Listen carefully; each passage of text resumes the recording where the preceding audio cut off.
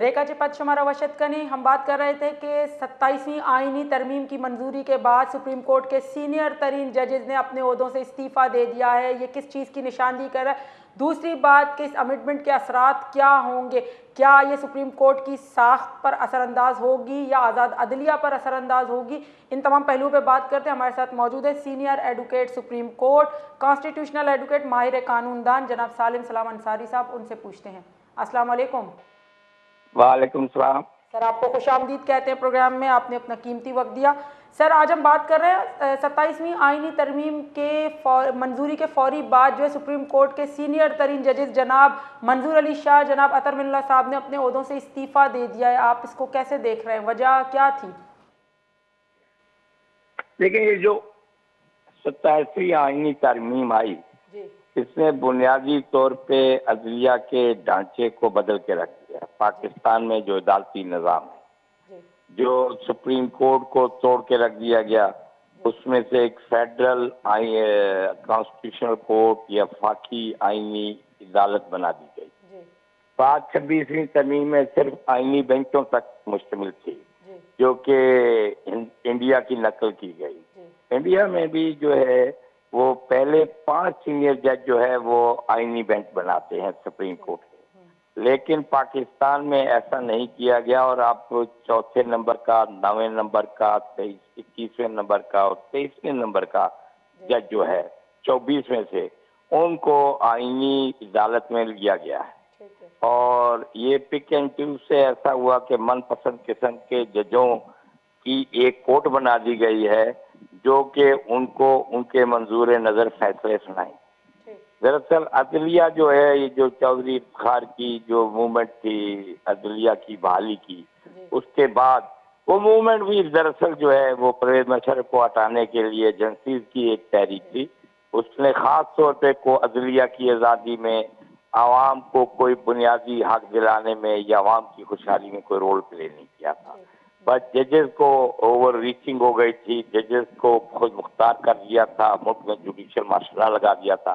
उन्होंने भी वजीर आजमों को उतारने के लिए, हुकूमतों को तोड़ने के लिए काम किया। उस ज्यादती की वजह से ये रद्द अमल सामने आया और जो एस्टेब्लिशमेंट है उसने सोचा कि अदलिया जो है कहीं से ज्यादा मजबूत होगी, क्योंकि एक आज़ाद अदलिया होनी चाहिए, लेकिन एक प्रोफेशनल अदलिया, एक गैर जानिबदार अदलिया वो नहीं रही थी।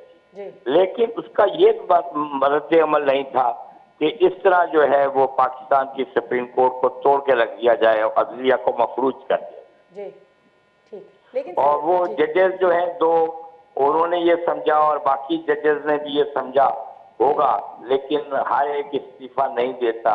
लेकिन पाकिस्तान की तारीख में पहली दफा ऐसा हुआ कि आईन में तब्दीली के बाद या तरमीम के बाद सबसे बड़ी अदालत के सीनियर जजों ने इस्तीफा दिया और ये निज़ाम को एक बहुत बड़ा झटका लगा जजेस और वकला ने और उन अवाम ने जो समझते हैं कि आईन जो है एक सुप्रीम ढांचा है, एक ऐसी किताब है जिससे मुल्क को चलाया जाता है, उसके साथ एक खिलवाड़ किया गया है और वो ये समझते हैं कि आज अदलिया की आज़ादी पे कंप्रोमाइज कर दिया। तो इस लिहाज से सर ये 27वीं और 26वीं अमेंडमेंट के बाद उसमें भी ऑलरेडी जजेस के अपॉइंटमेंट के हवाले से मौजूद थी शिक और उस पर इम्प्लीमेंटेशन भी हो रहा था। तो 27वीं अमेंडमेंट में भी क्या जजेस की अपॉइंटमेंट के हवाले से ही वो शिक थी जिसकी बाद जो है ये प्रॉब्लम क्रिएट हुई है, या वकला की तरफ से आज तमाम अदालतों का बायकाट किया गया है, या कौन सी ऐसी शिक है जो कि नुकसान दे रही है? देखिए, ऐसा कि जो अदलिया को जो है मफलूज जो है और आला अदलिया को और ख़ास तौर पे सुप्रीम कोर्ट को मफलूज जो है वो 26वीं तरमीम के जरिए कर दिया गया था। लेकिन इतनी ज़्यादा अदलिया के साथ जो है कि उसके बुनियादी ढांचे को ही बदल दिया जाए और एक नई मनपसंद अदालत बना दी जाए, ये इसकी मुझे समझ नहीं आई कि इसकी ऐसी क्या ज़रूरत पेश आ गई। और उसके साथ ही जो फौज के ढांचे में तब्दीली लाई गई है वो उसके भी बड़े दूर नताइज मरतब होंगे।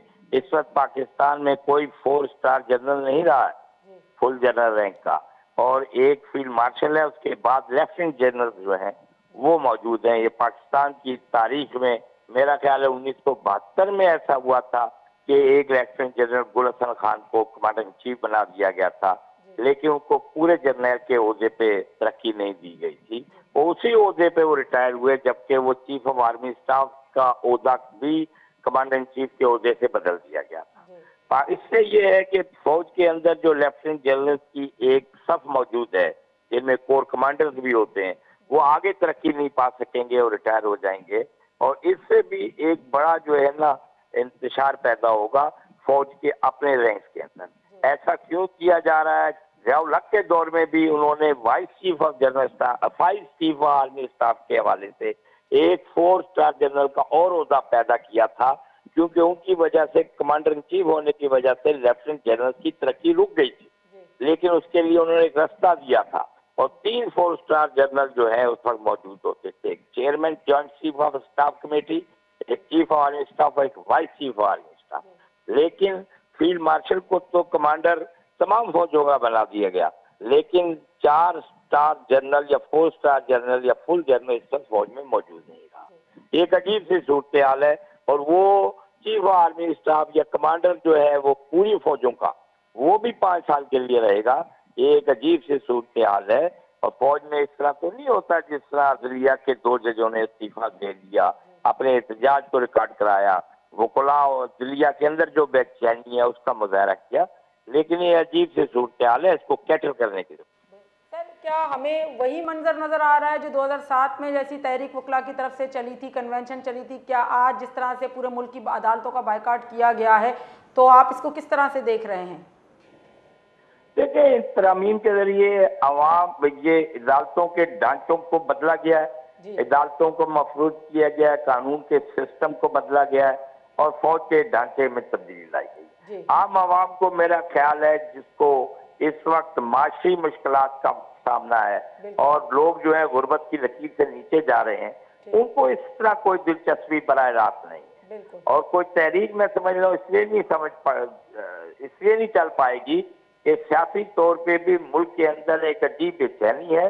और वो जो चौधरी इफ्तिखार साहब की मूवमेंट थी, उसके पीछे कुछ एजेंसीज मुतारिक थी, कुछ और अवामिल थे, वो अवामिल इस वक्त नजर नहीं आ रहे, जो जनरल परवेज मुशर्रफ को हटाना चाह रहे थे।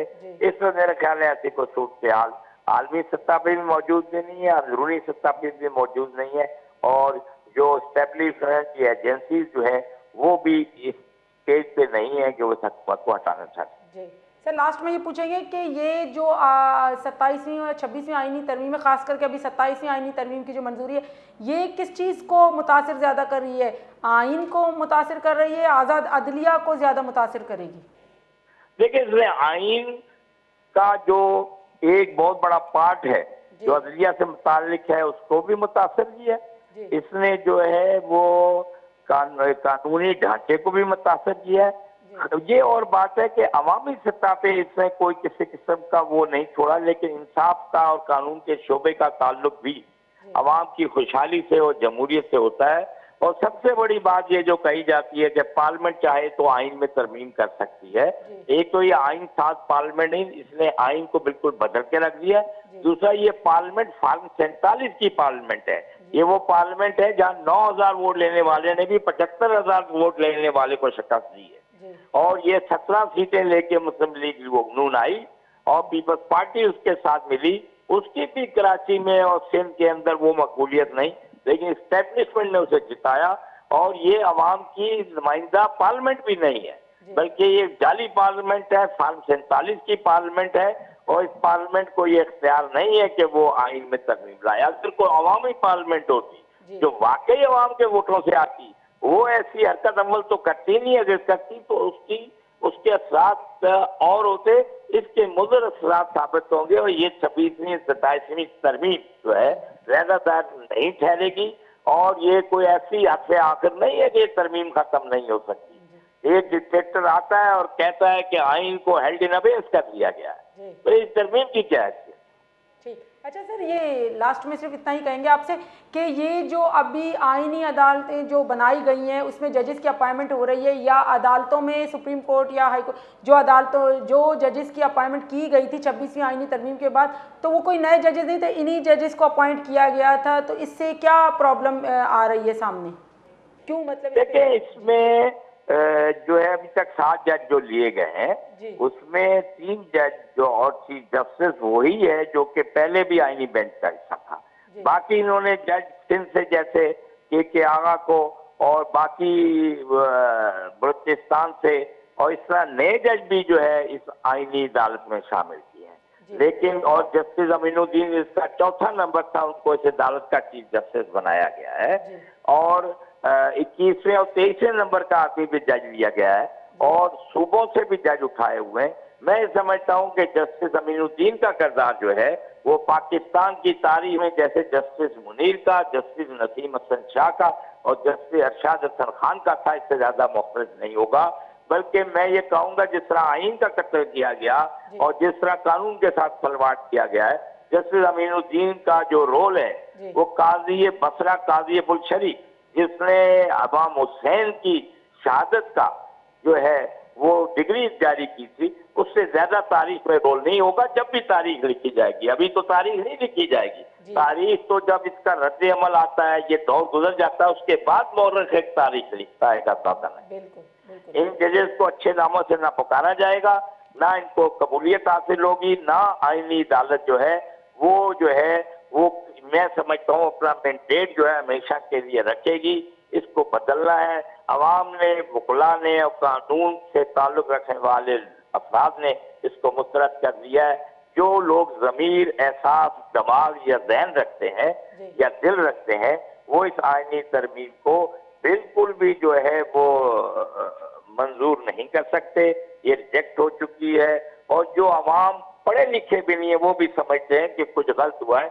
और पाकिस्तान का जो है इसीलिए तरक्की में, सरमायाकारी में इस वक्त सुना से दुनिया के 4 ममालिक जो है वो पाकिस्तान से पीछे है। बाकी पाकिस्तान का कहीं भी नंबर जो है नहीं मिलता।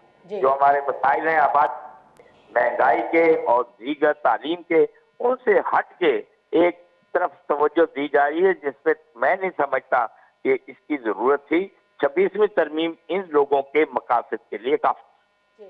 बहुत बहुत शुक्रिया सर आपका, आपने हमें टाइम दिया, हमें ज्वाइन किया। यहाँ हमारे साथ मौजूद थे सीनियर एडवोकेट सुप्रीम कोर्ट, माहिर कानून जनाब सालिम सलाम अंसारी साहब। उन्होंने तमाम हालात, तमाम सिनेरियो को पेश किया। आज हम बात कर रहे हैं कि 27वीं आईनी तरमीम के मंजूर होने के फौरी बाद सुप्रीम कोर्ट के सीनियर तरीन जजेज जनाब मंजूर अली शाह साहब और जनाब अतर मिन्ना साहब ने अपने ओहदों से इस्तीफ़ा दिया है। ये किस तरफ इशारा है? दूसरा, 27वीं आईनी तरमीम की ज़रूरत पेश क्यों आई थी? इसके असरात क्या सामने आएंगे? वकला की तरफ से आज पूरे पाकिस्तान भर में अदालतों का बायकाट किया गया। वकला की तरफ से कन्वेंशन भी की गई आइन की मंजूरी से पहले, और अब मंजूर होने के बाद भी हम देख रहे हैं कि कन्वेंशन जारी हैं। आखिर ये क्या रंग लाएगा? आइन और कानून पे इसके क्या असरात होंगे? आज़ाद अदलिया पे 27वीं अमेंडमेंट के क्या असरात होंगे? सबसे बड़ी बात, क्या इससे वाकई में आज़ाद अदलिया को कोई ख़तरा है? अगर है तो वो क्या ख़तरा है?